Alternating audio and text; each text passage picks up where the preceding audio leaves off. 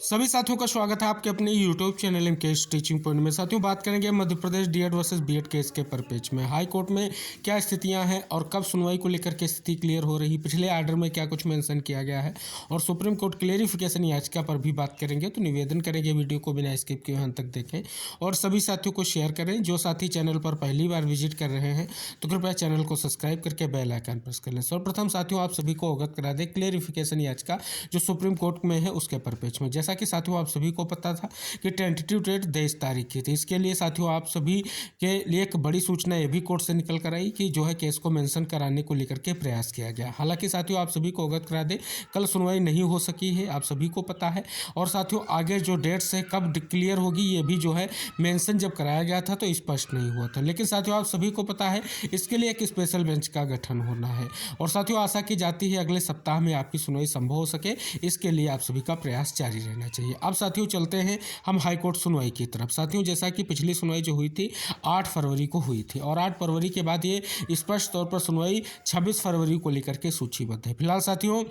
Court से जो update निकल कर आई है अभी तक अगर बात करें तो स्पष्ट तौर पर जो है कि सीरियल नंबर वगैरह जारी नहीं हुआ है। जैसे ही स्थिति स्पष्ट होगी हम आपको अवगत कराएंगे। चलिए साथियों 8 तारीख की जब सुनवाई हुई थी तो जो आदेश आया था उसमें क्या स्पष्ट किया गया है उसे सारा का सारा स्पष्ट रूप से जो है रुख क्लियर हो रहा है कि आखिर जो है 26 तारीख की सुनवाई में क्या हो सकता है। यहाँ पर साथियों आप सभी को अवगत करा दें ये 8 फरवरी की सुनवाई का आदेश है। यहाँ पर देख सकते हैं in the High Court of Madhya Pradesh at Jabalpur bench आपकी जो याचिका WP number 13768/2022 Kesari Nandan Sahu and others versus Union of India and others. इसके साथ कनेक्टेड मैटर्स की अगर हम बात करें तो WP 00595/2023 WP 21800/2023 WP 22218/2023 WP 29809/2023। साथियों यहाँ पर स्पष्ट कर दे कुछ एडवोकेट पैनल पर अपनी नज़र आप सभी के केंद्रित करेंगे। श्री RS ठाकुर, श्री विज्ञान शाह, श्री अक्षित गुप्ता, श्री VP शाह, श्री MS कालरा, श्री हर्ष के शुक्ला, श्री मनदीप कालरा, श्री पुलकित भारद्वाज और Mrs Radhika Jain advocate for petitioner, यानी ये स्पष्ट तौर पर आपके डीएड की तरफ से एडवोकेट पैनल। इसके अलावा साथियों बात करें स्टेट की तरफ से कौन कौन,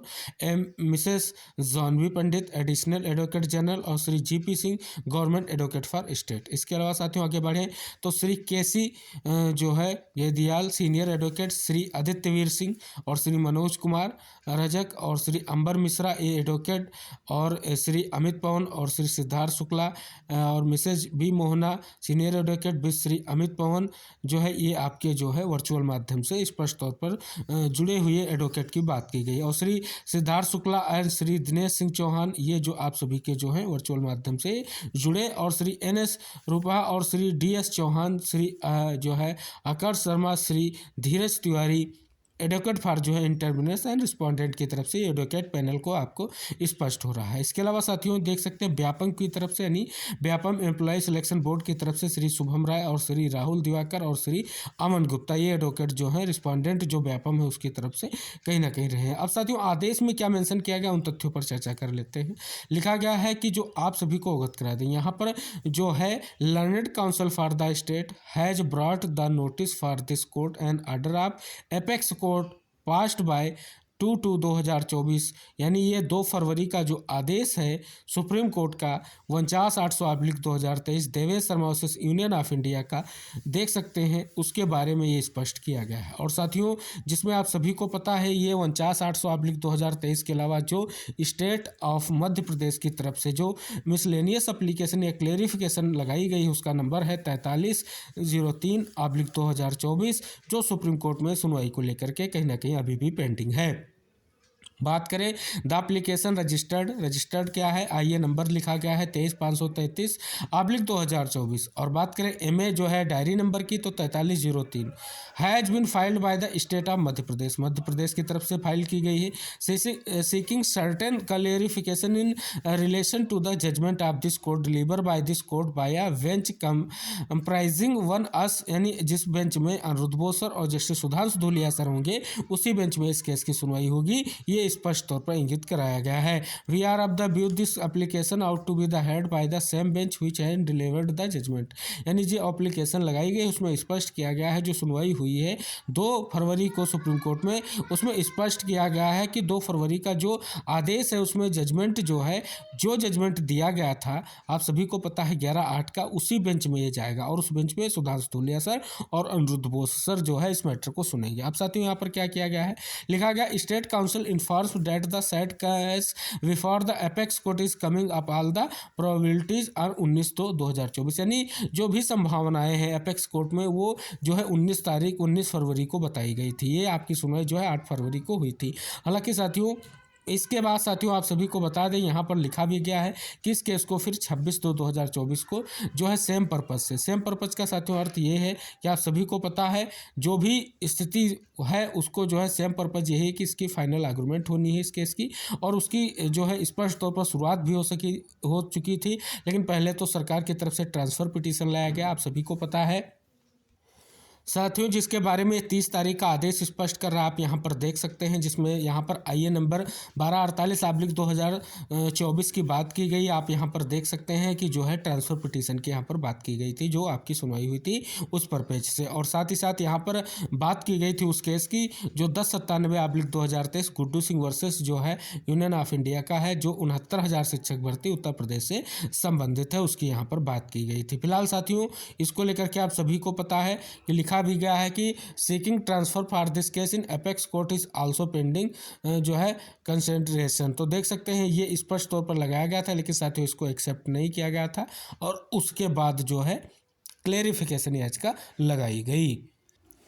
तो साथियों स्पष्ट हो रहा है कि सुप्रीम कोर्ट में जो केस है उसका परिदृश्य लेकर के सुनवाई आगे बढ़ी है, और साथियों फिर भी एक बार और ऐसे होने की संभावना देखी जा सकती है, क्योंकि साथियों जिस प्रकार से 19 तारीख तक की प्रोबेबिलिटीज़ की बात की गई थी उसके बाद 23 तारीख भी बीत चुकी है और आपका मामला 26 तारीख की सुनवाई को लेकर के जो है हाई कोर्ट में सूचीबद्ध है। और साथियों आशा की जाती है कि स्पष्ट तौर पर जो है सुनवाई हो, क्योंकि यहाँ पर फाइनल आर्गूमेंट होने हैं और एक बड़ा निष्कर्ष होने के लिए आर्डर को जजमेंट करना है। इसके लिए सभी पार्टी को सुनना है, और आप सभी को पता है मामला जो है सुनने को लेकर के स्टार्ट हुआ था 24-25 तारीख के बाद में 30 तारीख अहम रही। 30 तारीख को पूर्णतः संभावना थी अच्छी खासी बहस होगी, लेकिन 25 तारीख की बहस को देखते हुए स्पष्ट तौर पर जो एक ट्रांसफ़र पिटीशन पहले लाई गई, लेकिन उसको जब एक्सेप्ट नहीं किया गया और ये ट्रांसफ़र पिटीशन 25 तारीख में लाई गई थी और 30 तारीख में इसके बाद में ट्रांसफ़र पिटीशन पर जब बात नहीं बनी है तो एक क्लेरिफिकेशन जो है स्टेट की तरफ से किया गया, और क्लेरिफिकेशन अभी जो है पेंडिंग है, क्योंकि अभी स्पेशल बेंच का गठन नहीं हुआ है,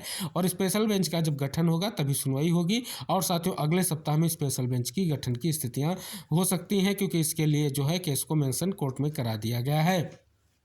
अब हाई कोर्ट के केस की अगर साथियों बात करें तो एक बार और आपका केस जो है एक बार और जो है डेट्स मिलने जा रही है, जैसा कि स्पष्ट हो रहा है, क्योंकि साथियों जब तक क्लेरिफिकेशन का निष्कर्ष नहीं निकलेगा, क्योंकि राज्य ने स्पष्ट तौर पर प्रेयर की है 8 तारीख में और कोर्ट के उस आदेश को कोर्ट के सामने रखा है जो 2 फरवरी को आया था। अब साथियों वहाँ पर स्पष्ट रूप से पहले 19 तारीख टेंटेटिव थी, फिर 23 हुई। अब साथियों स्पष्ट हो रहा है कि अब जो है आपकी ये सुनवाई जो है मार्च की ओर बढ़ती नज़र आ रही है, क्योंकि अभी तक जो है डेट डिसाइड नहीं हुई है। अब मामला जो है अगले मंथ की ओर बढ़ रहा है, तो यही स्थितियां रहेंगी। तो साथियों एक बार फिर से जो है हाई कोर्ट की सुनवाई जो है आगे बढ़ने जा रही है, क्योंकि एक बार फिर से जो है स्टेट की तरफ से वही प्रेयर किया जाएगा कि अभी तक जो है सुनवाई नहीं हुई है। आशा की जाती है कि कोर्ट इस चीज़ को लेकर के ध्यान केंद्रित करेगा, कुछ अहम निष्कर्ष निकलेंगे। फिलहाल साथियों यहाँ पर संभावनाएं जो हैं आपकी सुनवाई की उनके बारे में हमने आपको अवगत कराया है। फिलहाल कुछ ऐसी स्थितियाँ देखने को मिलेंगी। आशा की जाती है कि जल्द ही आप सभी का हाई कोर्ट का केस निस्तारित हो, क्योंकि यह मामला आप सभी को पता है याचिका 2022 से अभी तक पेंडिंग है। और अभी तक की स्थितियों पर अगर साथियों बात करें, इस दौर में कई सारे घटनाक्रम घटित हुए हैं और आप सभी को पता है जनवरी मंथ जो है निर्णायक था, लग रहा था एक निष्कर्ष निकलेगा, लेकिन उसके बाद सरकार की तरफ से बड़ा फैसला लिया गया और मामले को सुप्रीम कोर्ट ले जाया गया, पहले ट्रांसफर पिटीशन के साथ। और अगर ऐसी स्थितियां नहीं क्लियर हो पाई तब जो है क्लेरिफिकेशन लगाया गया है। तो पूर्णतः ये आदेश स्पष्ट कर रहा है कि आगे आने वाली सुनवाई में आपके सुप्रीम कोर्ट केस को लेकर के फिर से एक बार जो है स्पष्ट तौर पर एडजर्नमेंट देखने को मिलेगा। तो ये थी निष्कर्ष की स्थितियां जो आपके हाईकोर्ट सुनवाई को लेकर के थी, क्योंकि साथियों जो महत्वपूर्ण चीज़ें हैं उन्हें आपको इंगित कराई है। जैसे ही आपके हाईकोर्ट सुनवाई को लेकर के सूचीबद्ध होगा, सुनवाई में क्या होगा, वो सारी चीज़ें हम आपको अवगत कराएंगे वीडियो के माध्यम से। और सुप्रीम कोर्ट में क्लेरिफिकेशन को लेकर के जैसे डेट्स क्लियर होती है, बेंच नॉमिनेट होती है, सारी जानकारी आपको वीडियो के माध्यम से हम शेयर करते रहेंगे। और सभी साथियों से निवेदन है, कृपया चैनल को जरूर सब्सक्राइब करें और बेल आइकन प्रेस करें। मिलते हैं नेक्स्ट अपडेट के साथ, तब तक के लिए टेक केयर, बाय बाय साथियों।